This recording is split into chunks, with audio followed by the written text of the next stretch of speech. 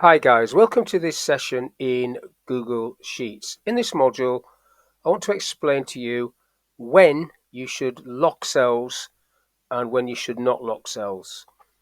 I'm talking about making cells absolute or leaving them relative. So first of all, let me just do a basic sum on this sheet. So use the sum function to add up this list and select the list I want to add up, which is these cells. Just press enter on that and then pull that one across all the way across right over into the orange cell, and then do the same on that one. Click on sum, highlight across the top, press enter, and then pull that one down. So there's a spreadsheet with some sums in it. Now what I want to do is work out the percent, and then through that I can show you about the dollar signs. So I want to know what 319 is, for example, as a percentage of the total at the end. The formula would be equals B13 divided by N13. Press and enter on that. But this needs to be formatted to a percent. Now, up on the top here, you've got different format options. One of them being percent.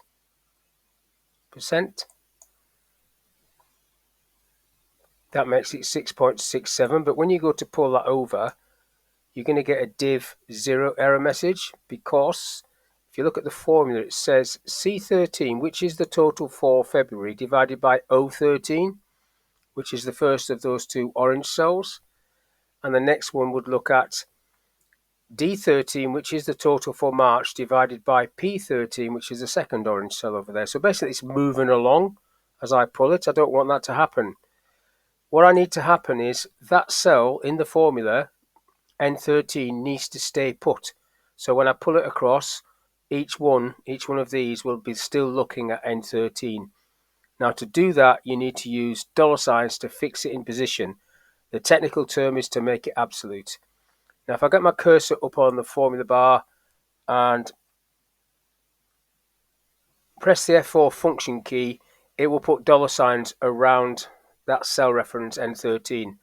$1 sign in front of the N, which is all we need for this example, and a dollar sign in front of the 13. That was locking row 13. If in doubt, put them both on and press an enter on that. And now I can pull that across, all the way across to the end, and I get 100%. Now if I do that again up here, so it's going to be equals N5 divided by N13. Now I want to pull this down, so I need to F4 that N13 and then press enter. Now that's filled it down. I don't really want to fill it down because I need that to be a percent. 21.43% is correct, and then I pull it down into that first orange cell and I get 100%, and it all works fine because I've locked that N13 cell. Now on the second sheet, let's have a look at when you wouldn't use the dollar sign and another few examples of when you would. So first of all, I've got some sales figures in column C. I want to do a 20% markup. In fact, I'll put that back to 10%. Let's do a 10% markup. So I need to refer to this green cell in H1. So it's going to be like this, equals the sales figure times H1. Now if I just press enter on that, it will just give me 10%. Now I haven't dollar signed anything, but if I pull this down, so I filled that down, yes. What it's done, because I picked the autofill option, it's locked it. So all of these are looking at H1. If I undo that and do it manually, so there's no dollar sign on there, and pull it down manually, let's see what happens. It's coming up with this 0. Now that autofill and autocorrect it's doing basically there is a really cool feature in Google Sheets. It doesn't do that in Excel and other packages. So what I need to do is to dollar sign this as that autocorrect sort of did with the F4 key and then press enter there and then pull it down again and it should work.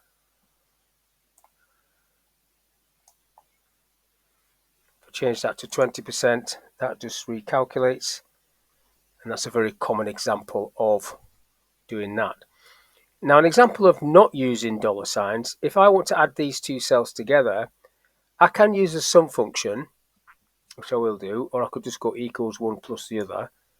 So I'll click on sum and then just highlighting these two cells. If I press enter on that, that's the two cells added up, that's right, and then I'll double click that down. So that's not using dollar signs because I'm just going across the same row. There's not like a stagger, I don't need to refer to a single cell somewhere.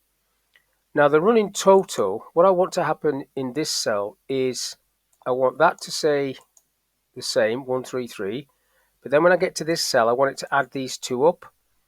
So the adding of these two is 399, and then I want it to add these three as I'm coming down, and you can check it down the bottom there. So this is what I have to do. I need to go sum, so I'll get the sum function up. I'm clicking on that cell, but I need to F4 that cell. I need to lock that cell. Then I need to do a colon, and then I need to click that cell again. Got an error message there, so I've got, after the colon, that needs to say E2 again. So the second E2 has not got dollar signs on it. Press and enter on that, and it should just come up with that figure there. Now 3997, it's already doing it. The help is already doing it. Now if I watch what happens here, it says control enter to do it, but if I tick it, it's going to do it as well. So basically what is happening is the first cell of this list is always locked, which is E2, and the second cell is not. So this is adding up from E2 to E4, which is what I told you before. If I highlight those three, 799, and down the bottom there it says 799. So that's basically what you're doing there. You're locking the first part of the formula and letting the second part of the formula grow like so. Now if I just do sum on that one, I don't need the bottom cell. I don't need that one, so I'll get rid of that. That's the total. That's the running total. So 4798, 4798. That's it. So that's working fine. Now the last example is this one, where I've got a spreadsheet of like working out the times table. I'll just delete all of this stuff in the middle. This is now to show you an example of a mixed cell reference. So where you've got one part of it locking a column and another part locking a row. So 1 times 1, let's do that one first. So there's going to be some errors coming up here. Clicking on equals, clicking on that cell there, B2 times C1. Pressing enter on that. 1 times 1 is 1. Now if I pull that across all the way to the end, it goes wrong straight away.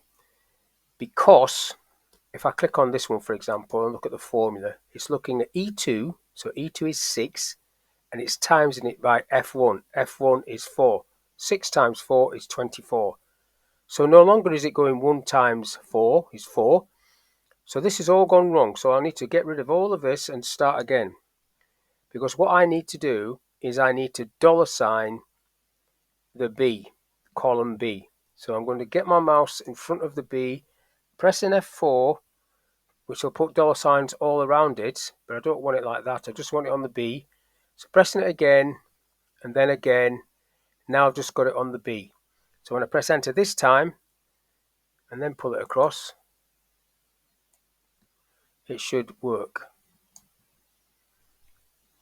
1 times 4 is 4, so that does work. But what happens if I pull this down? The same sort of thing is going to happen with it doing the multiplication on the previous cell.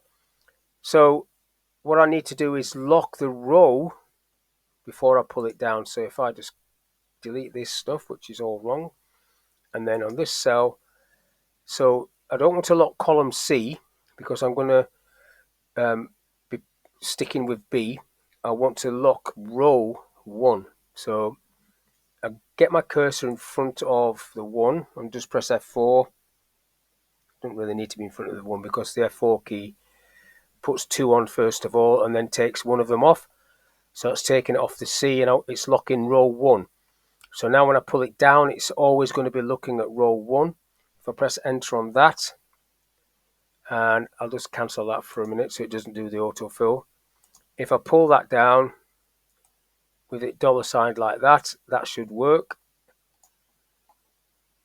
10 times 1 is 10, and then if I pull it across, all the way across, too far, just delete that last one off. So 10 times 10 is 100, so that's how it works. So because I've put the $sign, first of all, to lock this column, so when I pull it across, it's always looking at column B, and then second part, I've locked the row, so when I pull it down, it's always looking at the yellow row at the top, row 1. And that's an example of a mixed cell reference. So we haven't got the total cell locked. It's just part of it in each example there. So that's all I want to talk about in this little video. How you can use the $signs to fix cells or fix part of cells.